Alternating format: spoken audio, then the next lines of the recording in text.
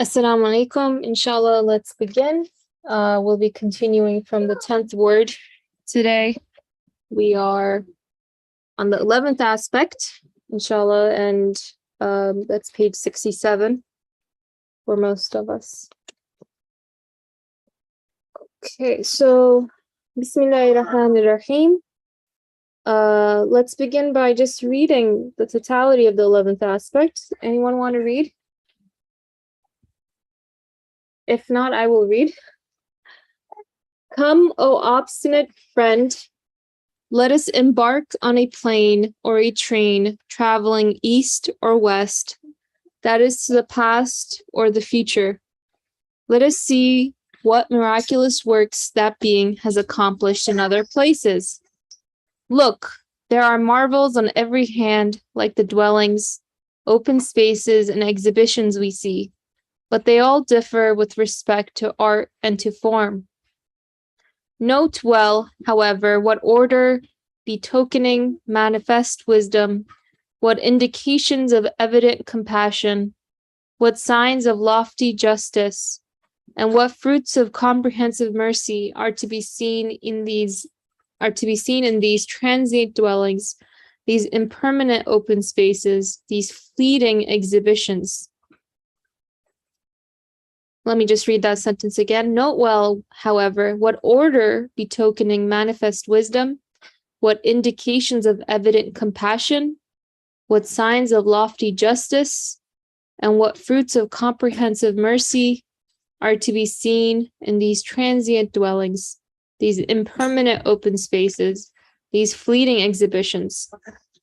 Anyone not totally devoid of insight will understand a certainty that no wisdom can be imagined more perfect than his, no providence more beauteous than his, no compassion more comprehensive than his, and no justice more glorious than his. If, for the sake of argument, as you imagine, no permanent abodes, lofty places, fixed stations, lasting residences, or resident and contented population existed in the sphere of his kingdom, and if the truths of his wisdom, compassion, mercy, and justice had no realm in which to manifest themselves fully, for this impermanent kingdom is no place for their full manifestation, then we would be obliged to deny the wisdom we see, to deny the compassion we observe, to deny the mercy that is in front of our eyes, and to deny the justice, the signs of which are evident. This would be as idiotic as denying the sun, the light of which we clearly see at midday. We would also have to regard the one from whom proceed all these wise measures we see, all these generous acts, all these merciful gifts, as a vile gambler or treacherous tyrant, God forbid. This would be to turn truth on its head, and turning a truth into its opposite is impossible, according to the unanimous testimony of all rational beings, excepting only the idiot sophists who deny everything. There is then a realm apart from the present one. In it, there is a supreme tribunal, a lofty place of justice, an exalted place of reward, where all this compassion, wisdom, mercy, and justice will be made fully manifest. And that is the 11th aspect. And this 10th word, as a reminder, is on the topic of resurrection and the hereafter. So through these various aspects, we are being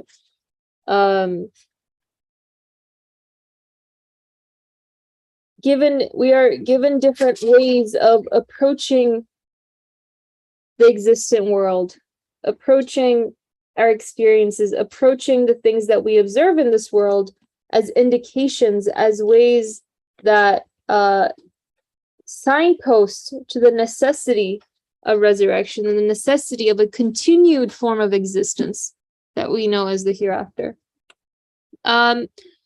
Before we kind of delve more into detail, does anyone have any just initial reactions, comments, questions, revelations that they want to share?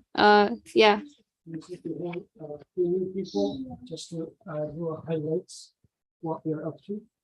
So we have been studying the starting verse, although this is not the only verse that is being interpreted here, was if we were in the khutbah today, the topic of the khutbah, which is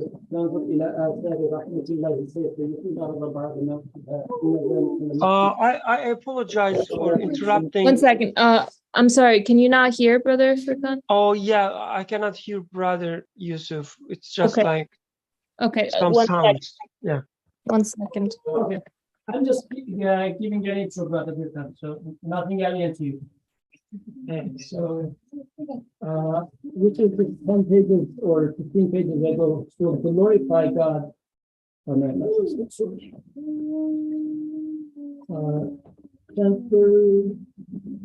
Okay, yeah, so look then to the signs of God's mercy, how he restores life to the earth after its death. Verily he it is who resurrects the dead or gives life to the dead, for he is powerful over all things. This is the verse that the author starts interpreting, but he benefits from multiple verses as we were discussing about another one, like this, for example. So the main theme is resurrection, although it's one of the pillars of Iman and it's so central to Quran. One could have Quran is about resurrection. What is the evidence for that? So how can I be sure and secure and strongly convinced about it? What is the evidence for it? And since this verse is already inviting us to look at the signs of mercy in the creation as a proof of resurrection, and many more verses in the Quran, where the author is going through creation and looking for evidences and for the resurrection. This is what he is doing.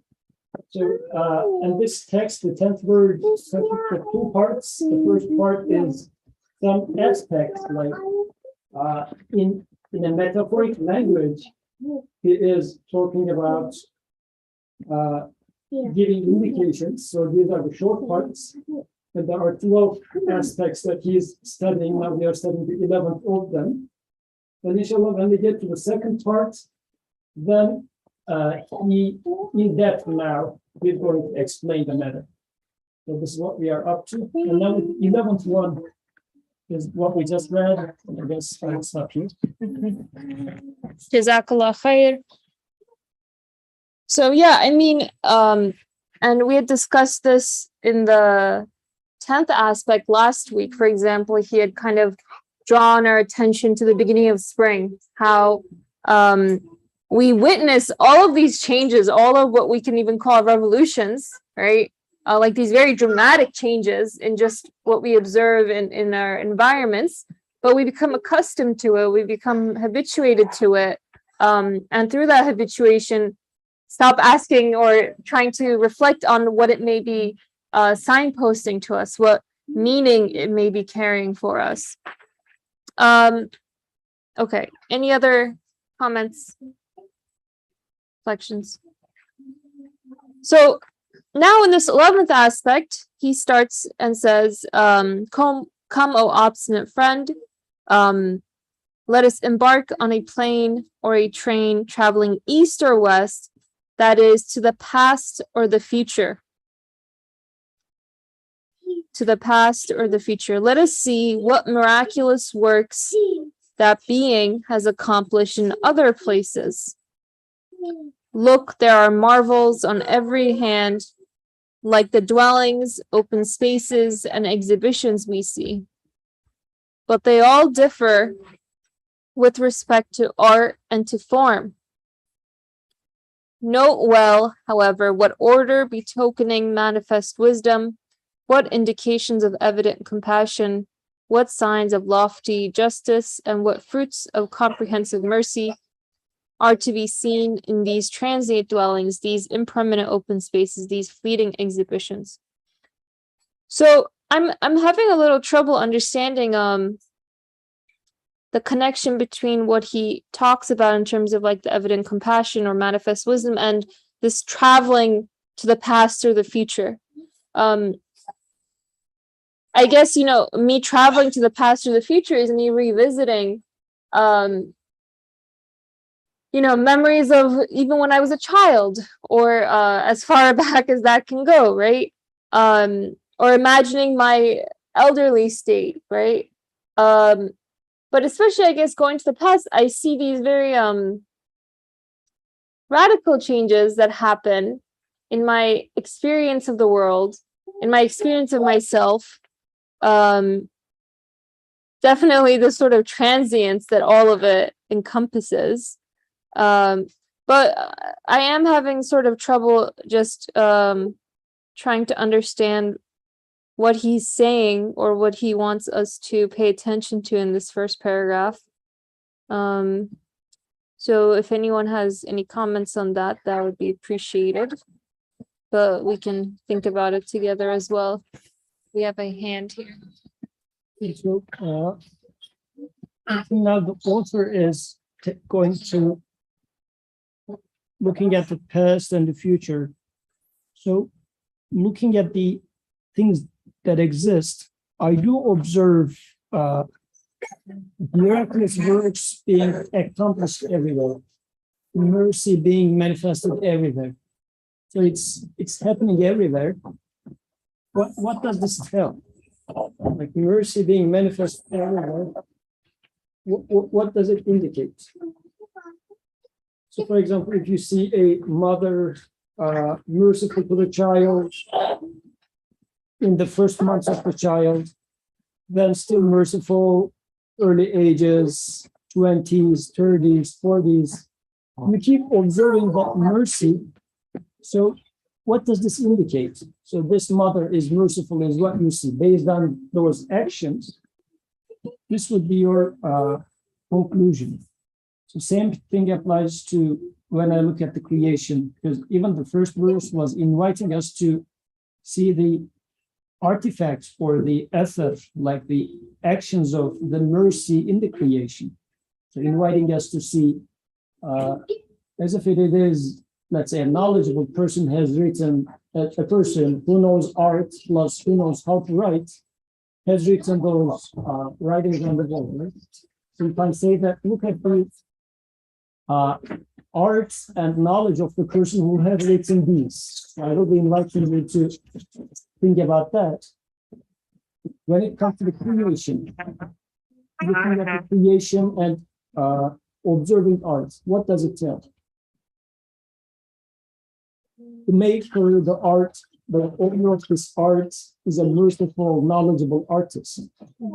But not having resurrection is as if, let's say, she has written all these texts, and then, which is showing her knowledge and art and wisdom, and then you see that she takes a fire and puts them into fire.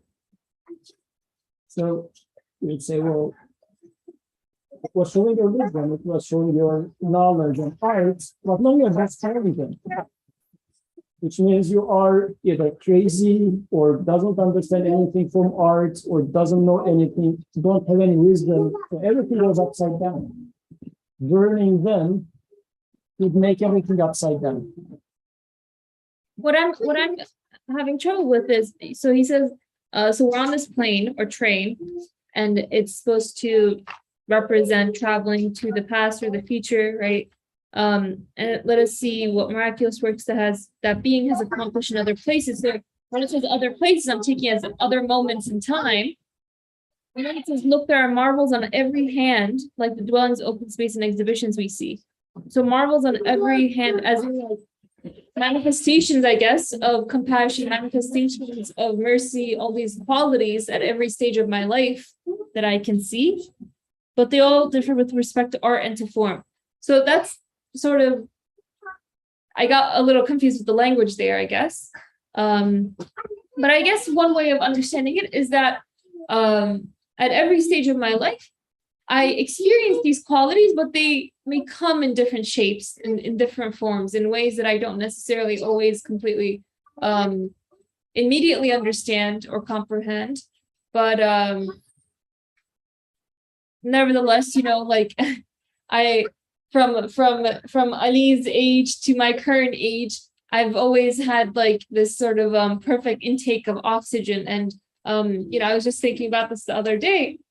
Like when you're thinking about all these like if you ever get blood work done, if you're thinking about cholesterol and your iron levels and all these other things, like if I was in charge, like if one of them gets out of balance, it's difficult enough to just get that one back in balance. Let's say your vitamin D or whatever. But then if like I was in charge of balancing every single nutrient or molecule, or so I'm not using the right words here for sure, but just any of those sort of elements within me, like that's so much, I can't even comprehend that balance, but all of it is being taken care of for me. And every now and then when one of them is kind of out of whack, I'm like, oh, okay, like something's off. But there's this sort of perfect order and perfect operation going within just my physical body, right? Which is, and that perfect operation becomes a sort of manifested or very apparent sign of compassion that I'm being taken care of, that just as Ali is being, fed all his food, that I'm being nourished in both my physical ways, but also then in the ways that I have as a human being, right? The needs that I have as a human being to have a contentful existence, that I want my tomorrow to be just as happy as another moment, perhaps. But I guess what I'm trying to say is that, just as I find this sustenance that is being given to my body, I'm also aware of the sustenance that is required by my human needs, my human qualities. And it begs the question of, well, the one who is sustaining me physically has also given these very human needs. How can he then not also fulfill those? Is one notion. I'm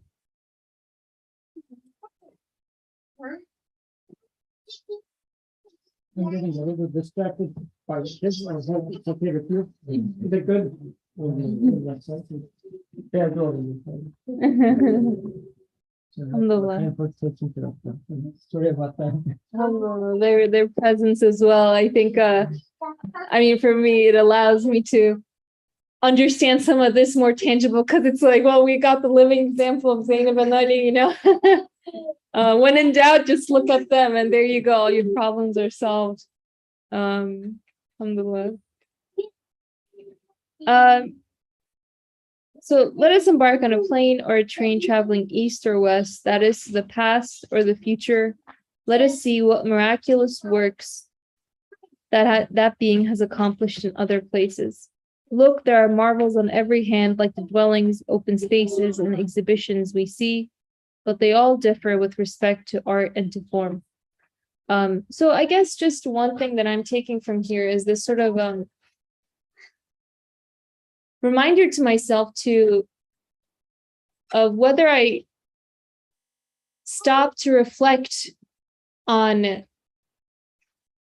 everything that is required in order to have my progression, let's say, just again, being a baby to now. Like life happens in some way, right? I just go about my day. The days turn into years. Suddenly I'm like, oh, I'm getting old or older. But here, I guess through the sort of unit of time, I'm being called to pay attention to all of the qualities that have been manifested and demonstrated in that passage of time, that I have witnessed, that I have experienced, and so on. Note well, however, what order betokening manifest wisdom, what indications of evident compassion, what signs of lofty justice, and what fruits of comprehensive mercy are to be seen in these transient dwellings, these impermanent open spaces, these fleeting exhibitions.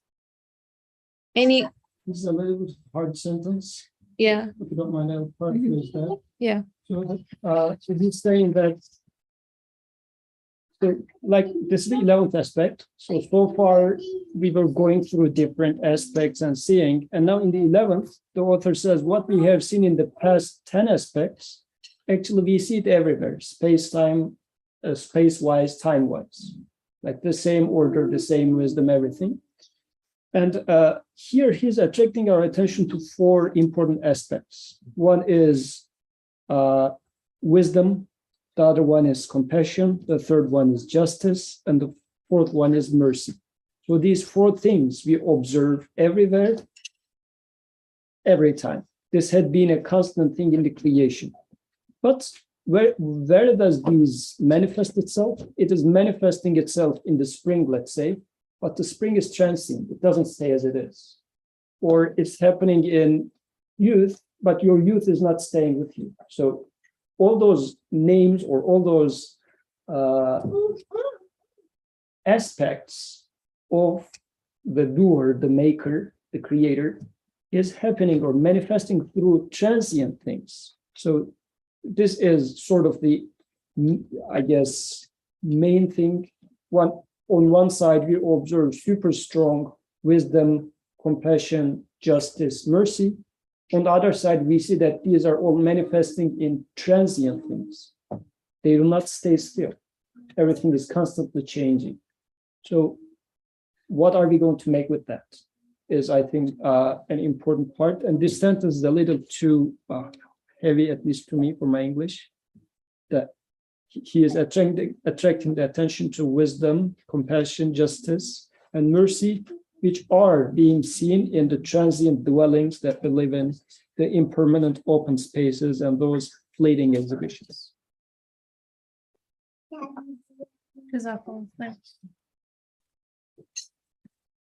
And I guess, like when I read this, the question that comes up is that really so? Do I really see manifest wisdom? Do I see evident compassion? Do I see justice? Do I see comprehensive mercy, or the fruits of comprehensive mercy? And the way that the author, Nursi here states it, it almost seems like an invitation to seek it out, or to take the time to be more observant and reflective over my experience of things.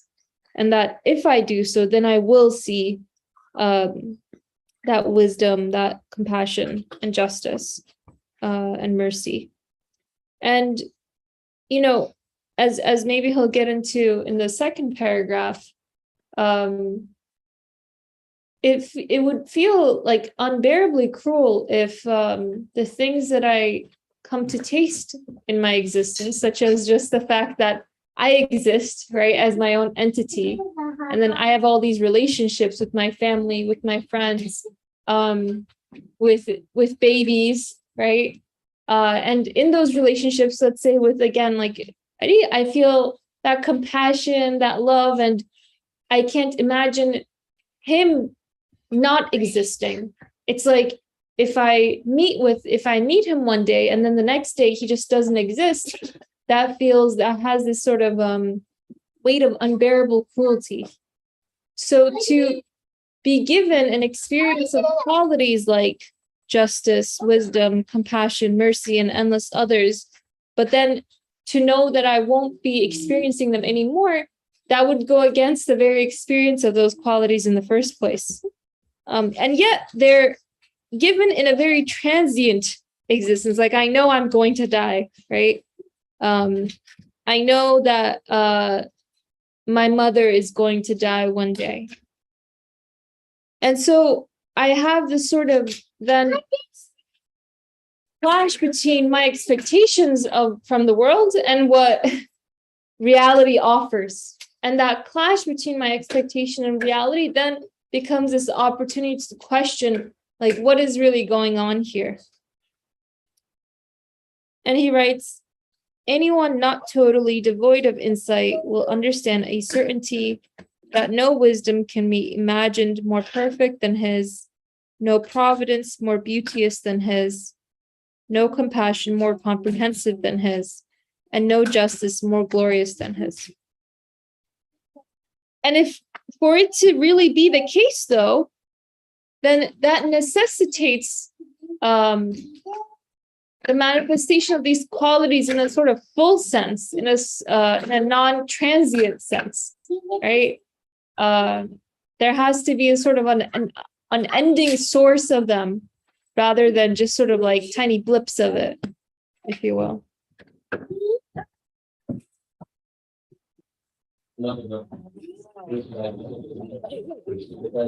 In the paragraph, he posits that for the sake of argument, if there are no permanent abodes, lofty places, fixed stations, or no permanent source of these four qualities, as he said, if these don't exist, then that would mean that these qualities that we are supposed to see don't exist as well. Whereas, as we've gone over in the previous aspects, we've been invited to look for them, and we've been invited to see that there is an ukhrawi, there's an akhirah dimension in all of these things that we see, as he's saying, let's embark and travel through the past to the future, and we see all of these things and we recognize the qualities that are mentioned in little interactions with the world. And for the sake of argument, as he says, if there is no permanent source of this, or no full version, then where does this come from? Like, if these don't exist in some form that it may be beyond our understanding, then how come we can see little glimpses of them in our lives? And that is something that anyone not totally devoid of insight will understand, that there should be this full version. And this is pretty much like a demo, like when you buy something, you get a free trial or something. If there's a free trial, then there should be a full version, something like that. Yeah. And in fact, like the fact that, let's say, I have this relationship with my mother, right? And I love her, she loves me. And it could be, your mother, your father, anyone really. Not only do I experience that relationship of love and compassion, right? And I also don't want it to end. That feeling of not wanting it to end, like I didn't choose to have that feeling. That feeling was given to me, right? I didn't choose to want to be contentful and have joyful moments in my life in a sort of uninterrupted way. That need for it is given to me, and I don't have a choice in having that need, right? And so when I reflect on the fact that whoever has given me existence and is giving me existence has also given me this need to have a sort of continuing, never-ending relationship with my mother full of love and compassion, he's the one that's given it. And so the moment I become cognizant of that need and the one who's given it, it becomes a sort of promise that my recognition of the existence of that need becomes a promise that whoever has given it must be the one to fulfill it. Because you gave it. I didn't choose to be created in this way, right? But the fact that I am given these needs, those needs then act as promises from the one who has given them, from the source of existence who has given them, that he will in fact fulfill them, that he must. Or else to give that need and to not fulfill it, then that would be what the author here calls, God forbid, a treacherous tyrant, right? Like, I'm going to give you something so beautiful, but and you're going to know of it, but I'm going to take it away from you afterwards. That becomes a sort of like torture. And yet at the same time, I recognize the sort of, evident compassion that is manifest in all ways of the world. The fact that my mother can feel that compassion towards me shows that the one who is giving us this existence is the source of compassion, of absolute compassion. And so that absolute compassion, that experience of absolute compassion, then necessitates as well that he will fulfill these very human needs for sort of an eternal, joyful existence full of with my loved ones as well. If any of the online participants want to comment at any moment, they can also feel free to raise their hand or chip in, inshallah. Yeah, brother Yusuf. I think an example that comes to mind is, let's say you observe Maryam carefully feeding this baby, and so adorable. She is sleepless, actually, since last night. It's a reality for this baby, and then so much manifestation of mercy you observe at all layers of this baby's life. And you do observe mercy. So either you would say that this mother is super merciful, but then if I tell you that, well, actually she is feeding him so that in a month she's going to cook him in the oven. Why actually she is taking care of her. You give this example when she's upstairs. So then everything comes upside down, like no mercy. It's just terror, total terror, right? She was feeding so that she's going to cook a nicely, like I don't know, nicer and softer, meat or something like that. So either then she is perfectly merciful and then she's never going to cook him, or even right now when she is feeding him, it's not an act of mercy, but an act of cruelty. So when I observe what I observe in this creation, which, and actually we can talk about that. Do I observe mercy in the creation? Do I observe justice in the creation? And he talked about wisdom. He talked about inaya, which is again translated as compassion, but it's something more than that. So first, let's question, do we observe this? But if I observe them, let's say if I observe justice, and then by, let's say the oppressor and the oppressed, both of them dying without justice being established among them, like there might be justice elsewhere, but justice is not established, and then you're equal, then it is pretty much like his mother cooking him. It was not an act of mercy. Everything was made with perfect justice and perfect measurement, because justice means measurement, right? Even, There can be no in-between almost, right? Yes. Either it's absolute compassion, all-encompassing compassion, or like all of it was complete lack of compassion, zero, right? It's black and white. Yeah. So if you look at your hand, for example, I mean, this is a manifestation of justice, because everything is done with its measures for its purpose. This is a manifestation of justice. Justice is not only about two people having disputes and then you're giving one the right and other. This is one manifestation of justice. Another manifestation is here. Whomever put it, because this finger didn't violate its boundary. It stopped where it's supposed to stop.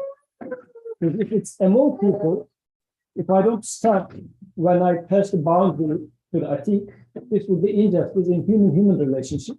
But in terms of a hand, like the nail stops where it's supposed to stop. Bone is like there's a boundary between bone and the tissue and everything. Everything is in place. So I do observe justice every day. But then it comes to the life of that human. And then, as Rakanur was saying, there's this desire for eternal life, which is put on me, which requires my stomach is given with a huge emptiness in it, and food is provided for that, which is a just thing. So he created a stomach empty but in need of food, and he also gave food to complete the picture. It's a just act.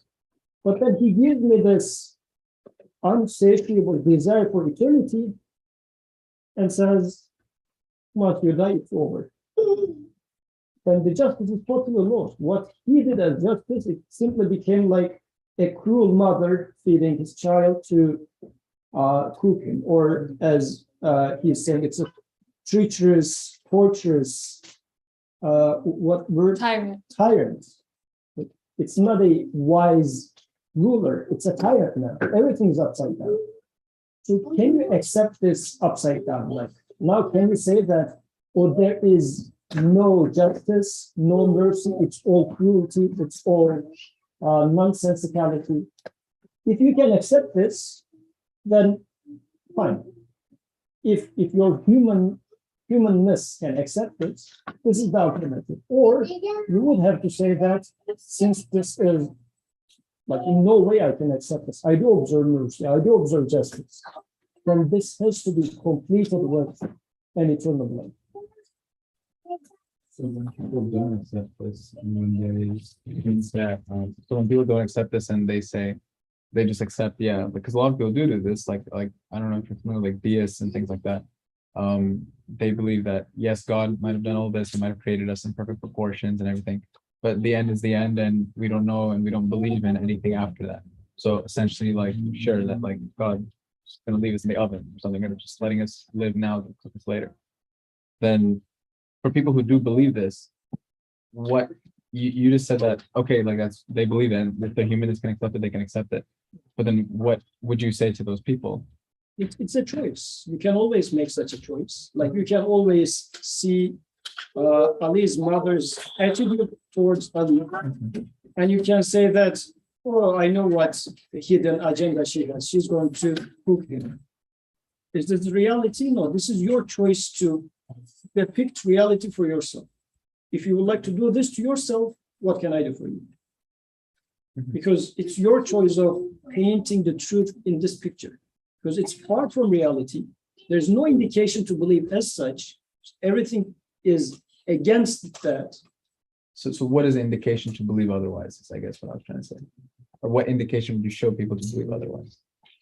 So him being treated in mercy, like the rest is just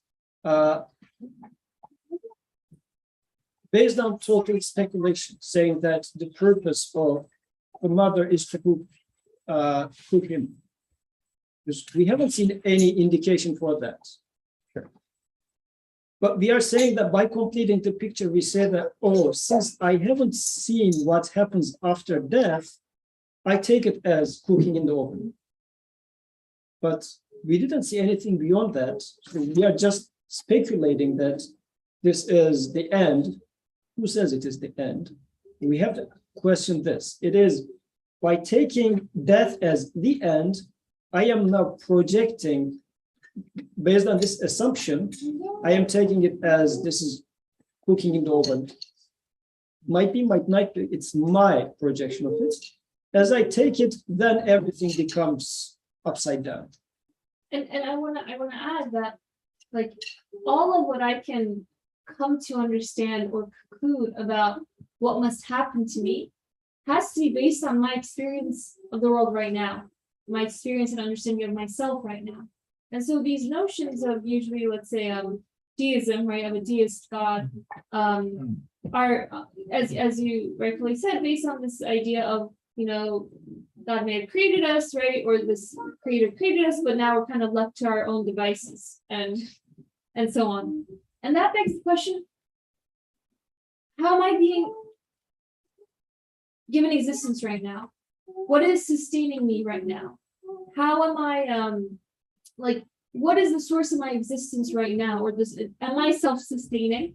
Is something else sustaining me? Is it my body that's sustaining me? So in order to answer those questions, I really have to ask the question of, in my present moment right now, in my present experience of the world, how is everything coming into existence? What is the source of existence of everything that I observe? Because if I can answer that question, then I can also come to understand from what or from who the qualities I experience of, you know, speech being created for me right now, or speech being existent right now, me being able to think, you know, the seasons kind of slowly now I see leaves falling down. Like, how are they all happening?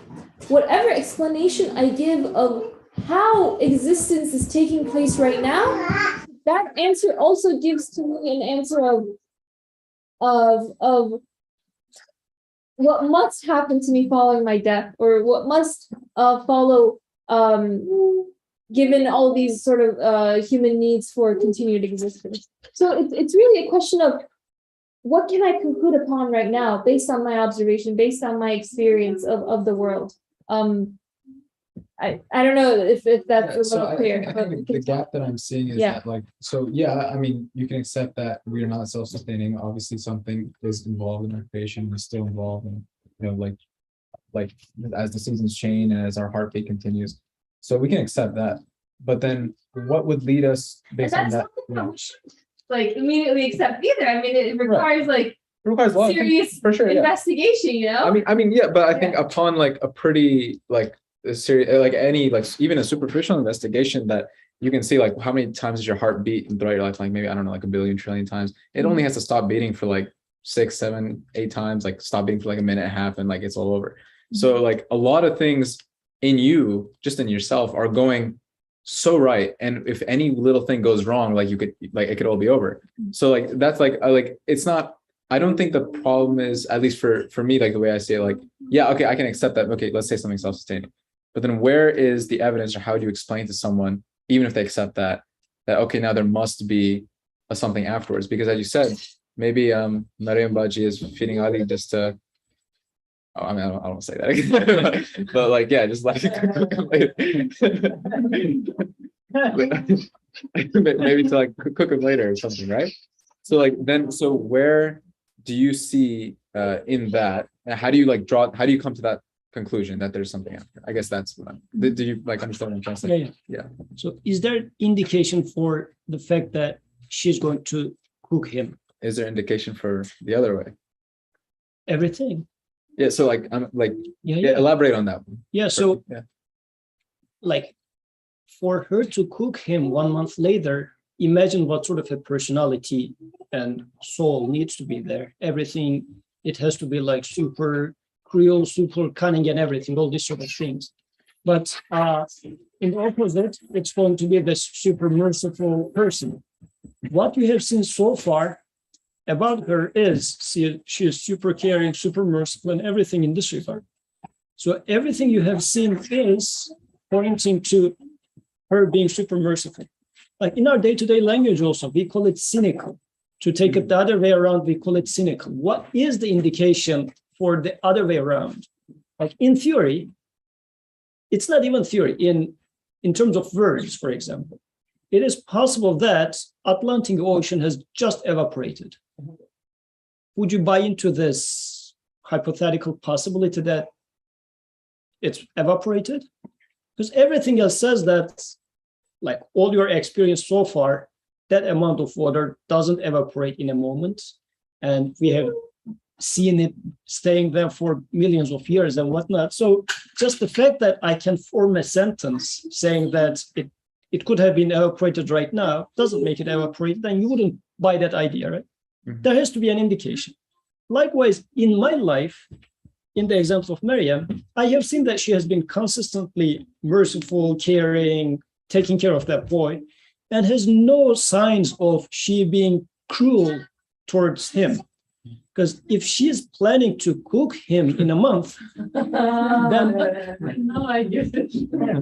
now the personality or the let's say the thing that I would expect to manifest is cruelty, lack of wisdom, lack of care, and everything. But I had no sign of that at all. What is tangible in your hand right now are all these tangible experiences of her being a very loving, kind, compassionate mother.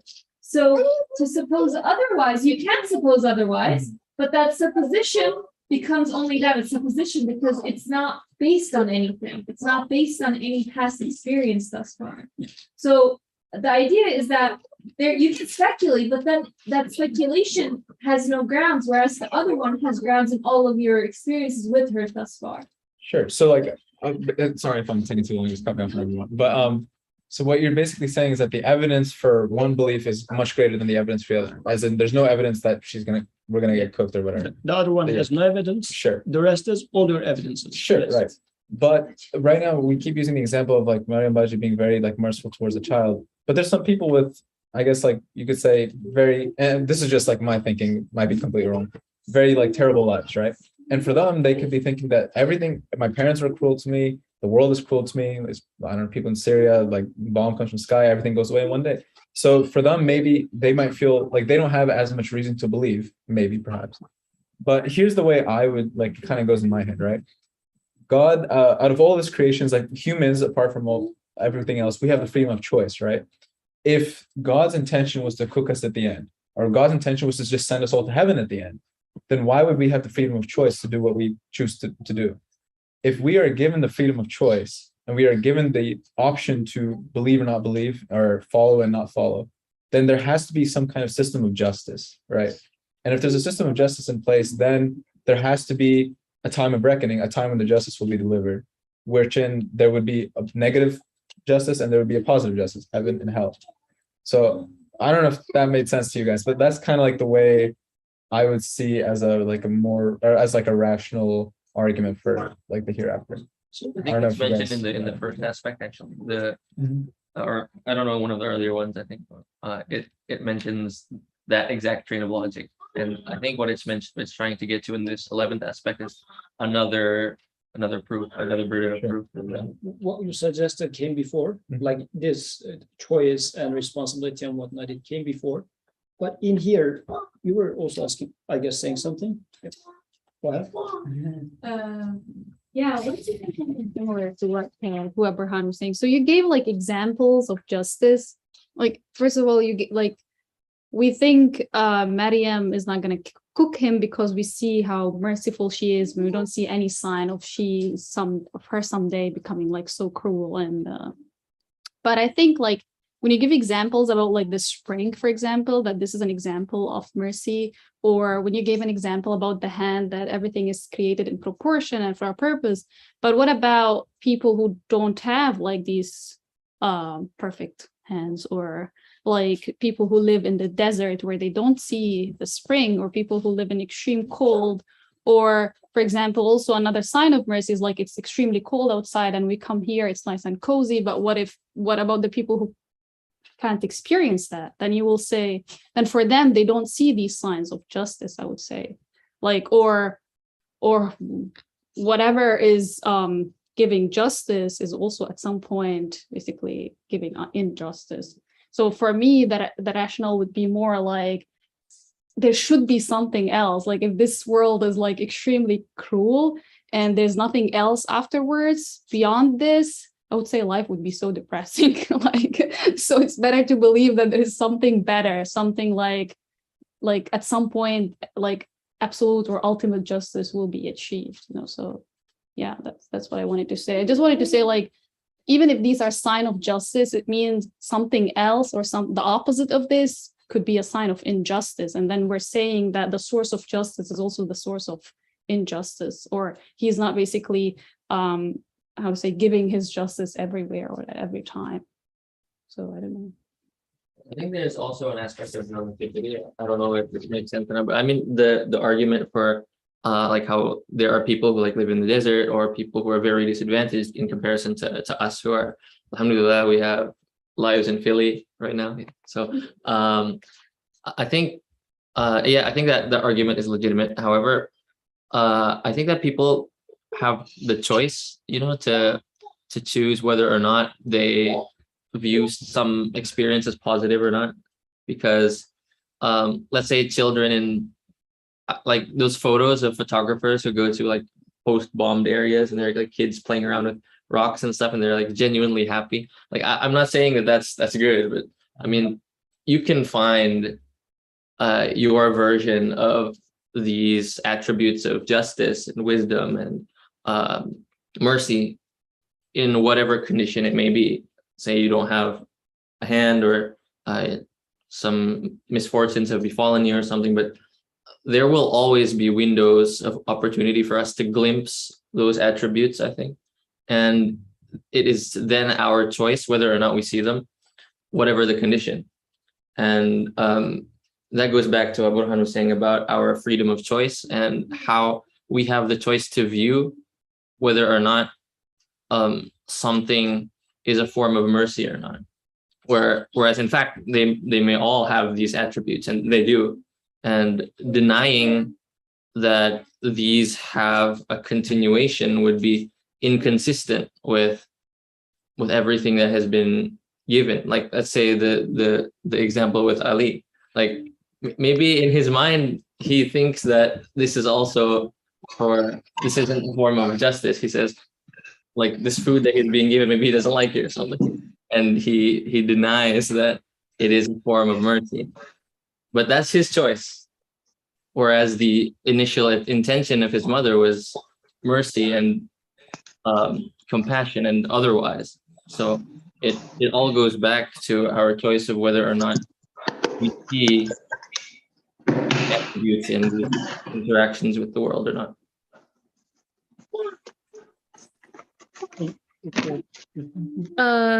Suhail, are you going to say anything? Oh, okay. So let's have Suhail talk, and then Brother Rikan can follow after, inshallah. Assalamu alaikum. So a couple things to touch on what everybody else said. You know, it's interesting if we step back and think about, like, we talk about mercy, compassion, justice, things like that. Really, we have to ask ourselves, I have to ask myself, like, where did I even get this sort of notion from, this idea from? That's like the first step, just even recognizing that I can recognize or appreciate mercy, compassion, and justice. And that not only can I appreciate, recognize it, but that is like the default setting, so to speak, in like how I am programmed, how I'm set up. In that, that's what I desire. Like, I don't expect anything else. Or anything else except those things is evil in reality. In other words, it's a sort of a non-being of those things, the covering up, a shadow. They don't have a reality. So injustice or cruelty, like, don't have a reality to me. That's why I don't like them. And so, like, I have to ask that question, like, where does this, not only does this recognition of those things come from, in other words, the only real things out there in the world, like, as Norsi's pointing out, like, that's the only thing I can observe. True. If you take out human choice out of the equation, even in a hurricane like that happened recently, this weekend, even there, no one can say, like, you look at the power there, or the majesty, or the grandeur. You know, if you take human beings out of the equation, nobody can really say, "Wow, there's some sort of injustice happening here," or, you know, I mean, now if you do enter human beings into the equation, you could say, "Oh, this is, you know, climate change, their own doing evil, so to speak, their own injustice, man covering up things, man committing evil in this world." But a hurricane, or tornado, a blizzard, a storm, I mean, these are, I mean, when you step back and think about it, these are like sort of majestic, powerful things. And it's only when they impact me, then I say, oh, this is unjust. But if it impacts the rest of the world, I mean, I don't say anything about it. It's magnificent. I look at everybody here mentions the Grand Canyon. I've never been, but the Grand Canyon, formed by millennia of, I'm guessing, water, you know, eroding stone or rock.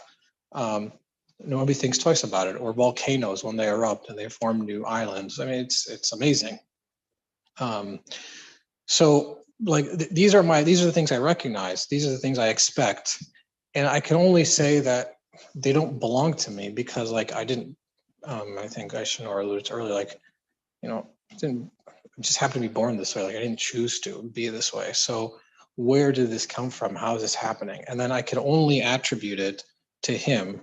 As he says, no providence more beauteous than his, no compassion more comprehensive than his, no justice more glorious than his. In other words, it has to go back to an absolute source, a source beyond the nature of this world, a source that is without deficiency, only, or is the perfection of justice. Otherwise, how would there be any sort of justice if there wasn't the perfection of justice? There wouldn't be any sort of notion to speak of, no idea, no manifestation, no recognition within me.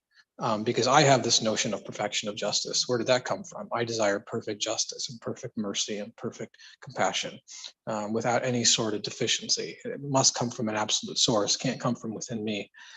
And to me, this is what sort of that verse alludes to when it says, I'll pull it up here again, but كَتَبَ عَلَى نَفْسِهِ رَحْمَةً. just the part of the verse where he says "Kataba ala nafsihi." I'm like, what are like the verses I always remember when I think about like when people talk about resurrection. He has decreed upon himself mercy. In other words, mercy is sort of within himself. It's written within his being. He can't be anything but merciful. This is why I see the only thing I do see in this world is mercy. Like I said, when you take out human beings and their choice and their quite often poor choices out of the equation, the only thing I witness to is mercy and compassion. And then I have this expectation of perfection of mercy and compassion. And that can be only attributed to him because that's who he is. That's who he must be. That's of his essence, is mercy. He is mercy. And he is nothing but mercy. So to expect anything deficient of that would be to sort of contradict my expectation or my notion of the perfect, of not only mercy, but then the perfection of mercy, this expectation I have. And it always looks towards him. So to say that I have an end and therefore I have a beginning, I have to ask myself, how do I have this beginning and how do I have this end? Do they come from within me or are they because of matter? Is it because of matter that I have a beginning or end? No, it's not possible. It must be from him. And then that question of, well, from within mercy, did he bring me into have a beginning? I mean, I didn't choose to have a beginning, but I value existence. I love existence. I love the qualities that manifest that come from him. That is from his choosing. It's from his own mercy. So therefore, then the end might also be of his mercy. When I desire the perfection of mercy, not the transience of, the transient manifestation in this world. It's just a brief glimpse, a sample, an example. That's kind of what and it's not surprised that when he talks about mercy here, كتب على نفسه رحمة لا يجمعنكم إلى يوم القيامة لا ريب فيه. He will surely assemble you for the day and resurrection about which there is no doubt. I mean, لا ريب فيه الذين خسروا أنفسهم فهم لا يؤمنون. Those who will lose themselves do not believe. And then even at the beginning of the verse, I have to observe mercy, to know that he must be all merciful, absolutely merciful. I have to ask myself the question, to whom belongs the heavens and the earth? Like, in other words, I'm a part of that universe, I'm part of that world. And I have to ask myself the things that I observe, to whom do they belong to? This merciful existence, this merciful being, the fact that things have come from non-being into being, say, قُلْ بِمَنْ مَا فِي السَّمَاوَاتِ وَالْأَرْضِ قُلِ اللَّهِ, like, can only be. The only thing I can say, it's a conclusion saying, the only thing I can say is from him. And that one, that him, that God, he must be all merciful. So in other words, people we're talking about rationality, but this is a sort of reasonable construction, but centered around mercy. Just because it's about something else that's not quote unquote considered rational, like mercy, the rational question would be the fact that mercy isn't necessary, but it's the only thing I observe. How did it come in? How is it that it is this way, and where does it come from? So those are my sort of long, winding thoughts about this matter. Jazakallah khair, Suhail, thank you. I guess just one point that I'm taking away from that is that when I measure something as merciful or unmerciful, I have to ask the question of, what is the source of existence of this, if you will, knowledge or understanding of mercy that I have within myself that allows me to recognize it, to seek it, to want it, or to say that something does not have it? Where does that come from? How does it exist is one question, but I'm going to also keep it short because I want to hear Brother Birkan, inshallah. Assalamu alaikum. So I guess all these discussions go back to the very beginning of this the chapter, and maybe like I was expecting Yusuf would remind us the approach that this author is taking from the beginning after all these questions and so on. But for some reason he was reluctant, probably obsessed with eating young kids. So I said maybe, okay, I have to remind myself, at least try to remind myself. So, Sister Ayşenur, if you don't mind, can we go back to the very beginning of 10 word, the ayah?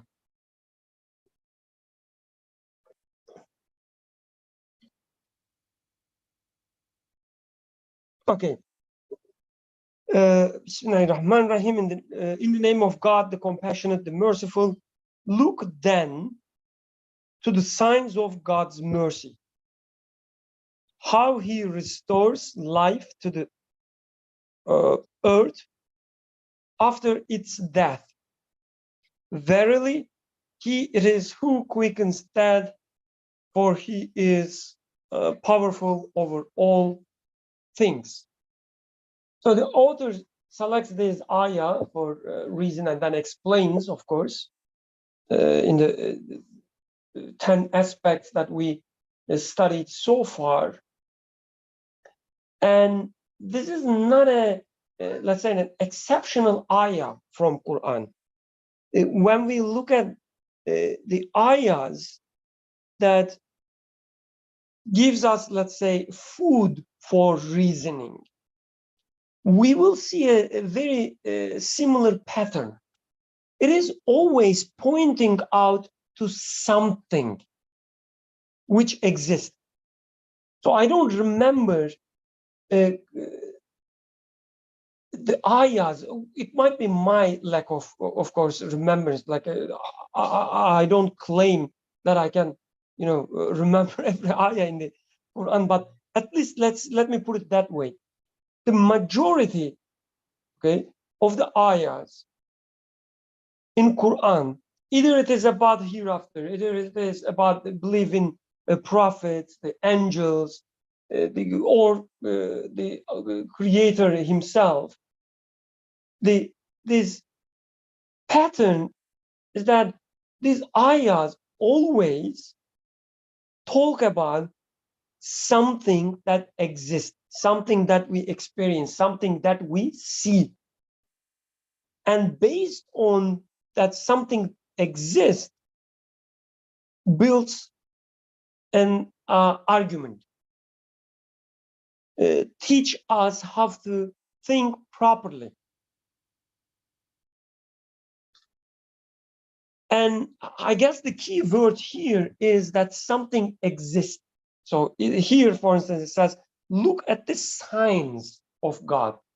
It doesn't say, think about an alternative reality in which God would do this or that. Or it doesn't say, think about the things that you miss. So, and the reason for that, because a rational argument always the what is the word? Okay, let me say constructed on top of something that exists. You say, I have hand, I have 5 fingers. And who is the creator of these 5 fingers? I would ask.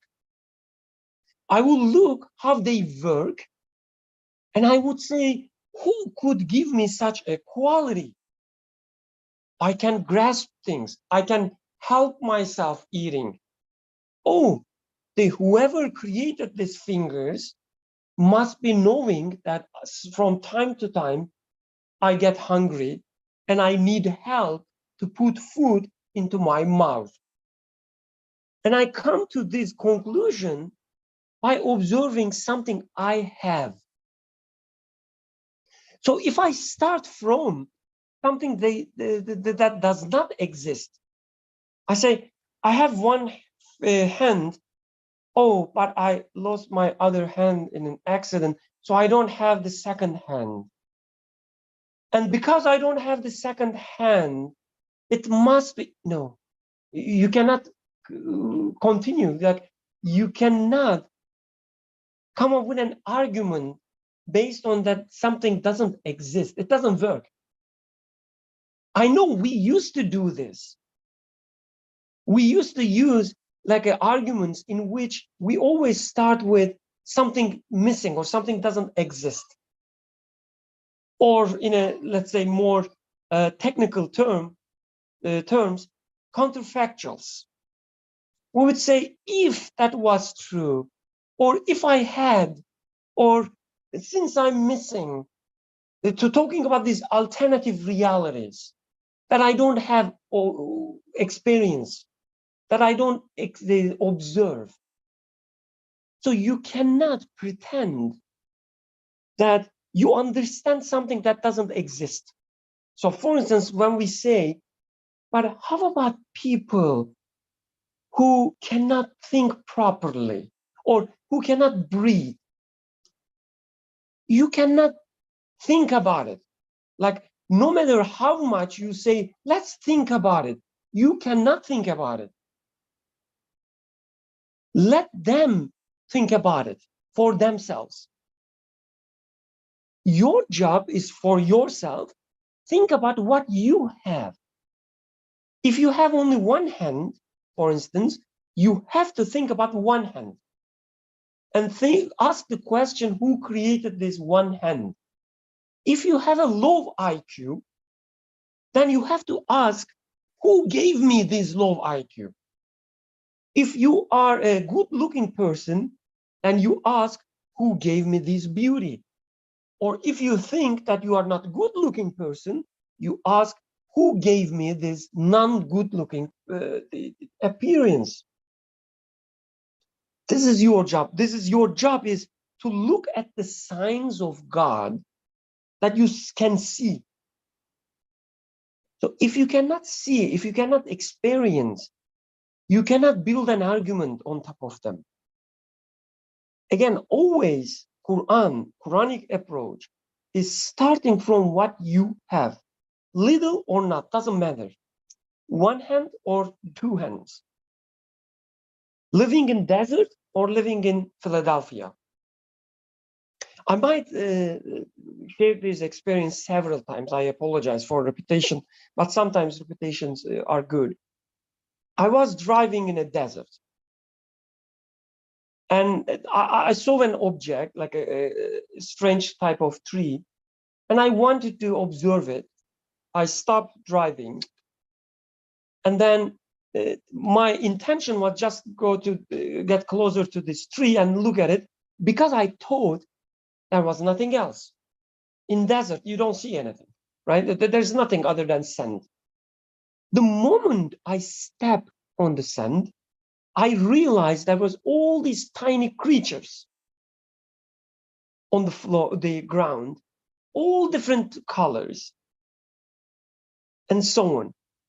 So once you are part of a creation, when you are inside it, you will realize it is always, whether it is the North Pole or desert or Philadelphia or, I don't know, the Sweden or Africa, doesn't matter.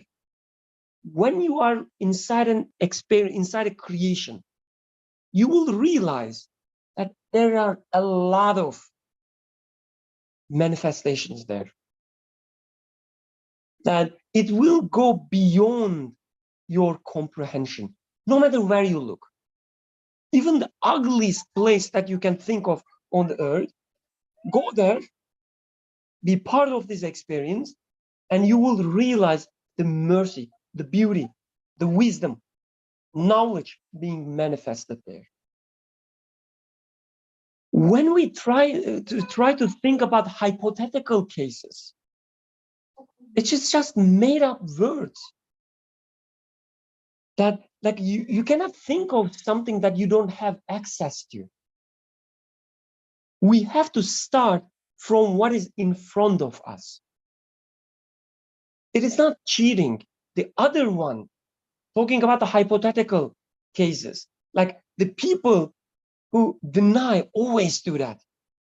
You say, Alhamdulillah, such a beautiful food we had.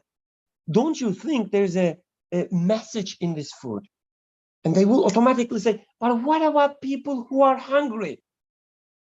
What about them? I don't have such an experience. I'm not hungry. I'm just full. I just ate. When I am hungry, then it is another experience, and I question my creator within the hunger. So my answer to that would be, okay, let's wait a few hours, let's get hungry, and then have the same discussion. Let's see how we will find our creator inside the hunger. But talking about hypothetical cases, it's just waste of time. It's not rational. Non-existence cannot lead to conclusions. You have to start from something exists. It could be a sickness. My child is sick right now for a few days, and I am so close to my creator. Within this sickness, I'm not talking about, oh, but she doesn't have health. She has sickness. This is what exists. Look at the sickness and see what you see there. Look at the signs of God's mercy. When I look at the sickness, something exists.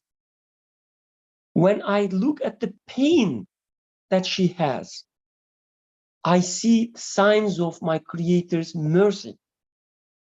That's the claim of the Quran. And I say, yes, Alhamdulillah, wherever I look, I see the signs of God's the mercy.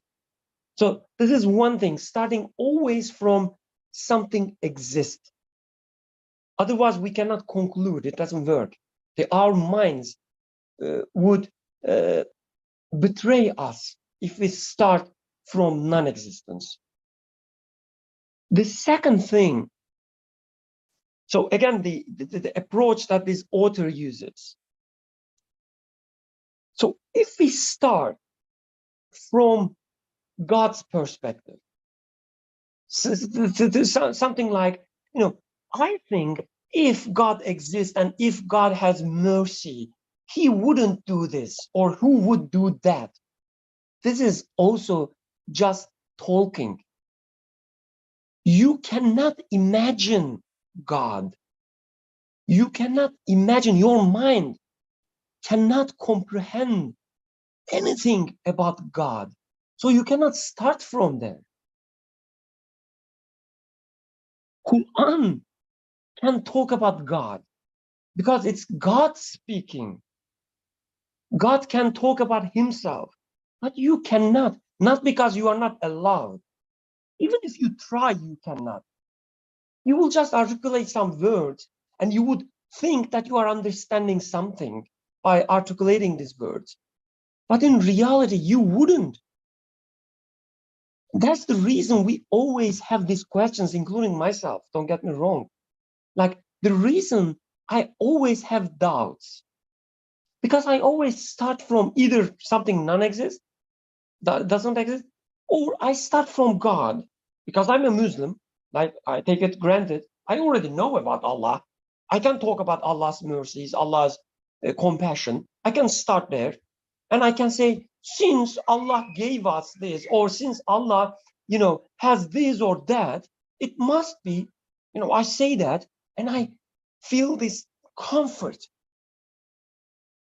Because, I articulated the names of God and so on, and I'm a Muslim, I feel good, and I think that I understood something, but the next moment, I still have the doubt. And I usually take it as, but what about these people who would say this or that? It's actually me saying that, because I'm not convinced yet. And the main reason that I'm not convinced, at least speaking about myself, it's always I trick myself. I trick myself that I understand something. Because I to talk about the God's names. Don't do that. Don't do that, Birkan. What author does, it starts from what is around us, including what is inside us as well. He says, look at the things you see. Okay, the things that exist. What do they tell you? That's the question. That's I guess, the most the important and most logical, most rational question we can ask. I have something in front of me. What does it tell me? That's the question. It's not what God tells me. It's what my child or the Ali tells me. What the mercy I see between Ali and Sister Maryam tells me. That's the question. And it tells me there's this infinite mercy that I cannot explain otherwise, without attributing it to something absolute, something beyond my mind. That's my conclusion. There must be an all-merciful one. How I know that? Not because Quran says so, not because my religious fathers or mothers tell me that, not because my culture, taught me that, or not because I'm afraid to say otherwise, but because the mercy I observe between Ali and Maryam tells me that. And then author says in this 11th aspect, what you see tells you about an infinite mercy. This is the conclusion, right? So that's the conclusion. That's not the beginning. That's the conclusion, that there must be this infinite mercy. And author says, okay, show me where there's infinite mercy. And the answer is nowhere. It's not here. I don't see it here. I mean, I conclude that there must be this infinite mercy, but I don't see it here. So what is then the next step? Just the logic. Don't think about the hypothetical cases. Don't think about, complicated things and so on. I'm telling you, there must be ice cream. That's your conclusion. And I show my, the fridge, and it's not there. So what is the, the following assertion then? Oh, it must be somewhere else. And that's the whole, the argument. There must be infinite mercy. Again, because that's my conclusion in these, the life, the experience that I have while I'm alive. We're not talking about what will happen when I die. Now, in this moment, I see that there must be infinite mercy. And it's not with Maryam, it's not with Yusuf. So it must be somewhere else. So that's the conclusion. And that's that far we can go, that's all. We say there must be hereafter. And when I say hereafter, don't automatically, go to your Muslim background and think about, resurrection, people coming together, all these questionings, the books being opened. And don't. You haven't studied them yet. You haven't concluded them yet. Don't take them as granted. So far, with this 11th aspect, the only thing we know is that there must be infinite mercy. It's not here. It must be somewhere else. So you see a very intelligent person, right? You see even from the, let's say it's dressing, his dressing or her dressing, the way, her manners, the way she speaks and so on, you know that there's more to this person than you can interact with. There must be, you say. And the way you talk, or the way you can interact with this person, very intelligent, I don't know, the thinker, you can only benefit to some extent. What is the, following assertion then? There must be somewhere else, or there must be some other mediums that this person's intellect manifests itself. There must be, because the intellect, I concluded that intellect is there. So I cannot, interact with this intellect to its, let's say, full extent. So you would say there must be other avenues as well. So this is what 11th aspect does. No hypothetical scenarios, not starting from God and what we know about God, what we see and what they tell us. So that's the question, as far as I understand from the text. I apologize, it took longer than I expected, but sorry.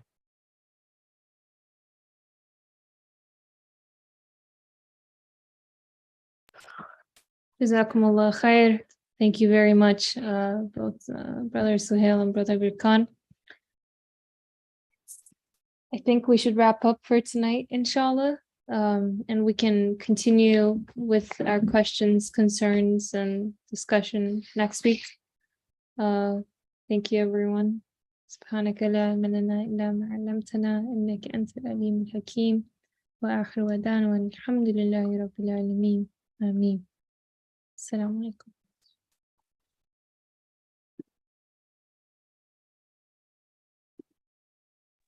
I just